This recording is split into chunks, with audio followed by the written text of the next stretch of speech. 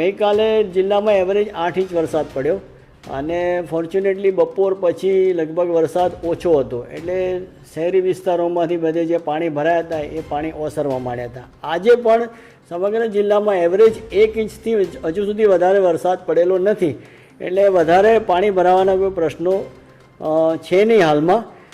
ગઈકાલની સ્થિતિ આપણે જે શહેરના 2 નીચાણવાળા વિસ્તારો છે, કાશ્મીરનગર અને બરુડિયાવાડ, અને નજીકમાં ભાગડા ખુર્દ, લીલાપોર, બરડિયાવાડ, ખાડિયા નનકવાડા અને વેજલપોરમાં એમ 6 નીચાણવાળા વિસ્તારમાંથી 1152 લોકોને સ્થળાંતર કરેલા છે.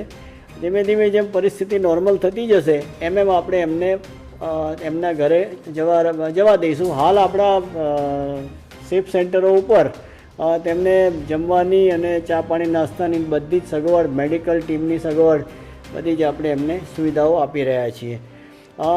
એક ખાલી આજના ઇન્સિડન્ટ્સની વાત કરીએ તો ભાગડા ખુર્દ હનુમાન ભાગડા જે કહેવાય છે ત્યાં આગળ એક 3 માસની પ્રેગ્નન્ટ લેડી હતી, એટલે એને મિસકેરેજનું કંઈ ઇસ્યુ હશે, એટલે પોલીસ અને NDRFના જવાનો પહોંચી ગયા અને એને રેસ્ક્યુ કરી અને હોસ્પિટલ પહોંચાડી દીધી છે.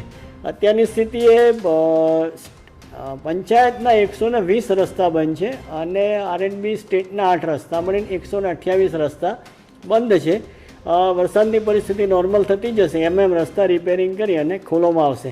હાલની સ્થિતિએ જો જિલ્લાની વાત કરીએ તો વલસાડ જિલ્લામાં અત્યારે એવી કોઈ પૂરની બહુ ચિંતાજનક સ્થિતિ નથી, પરંતુ 2 દિવસ માટેનું રેડ એલર્ટ હોય. તમામ વલસાડવાસીઓને મારી અપીલ છે કે તેઓ સાવચેત રહે, સાવધાન રહે અને પૂરની કોઈ પણ પરિસ્થિતિનો ઊભી થશે તો આપણે એનો સફળતાપૂર્વક સામનો કરીએ.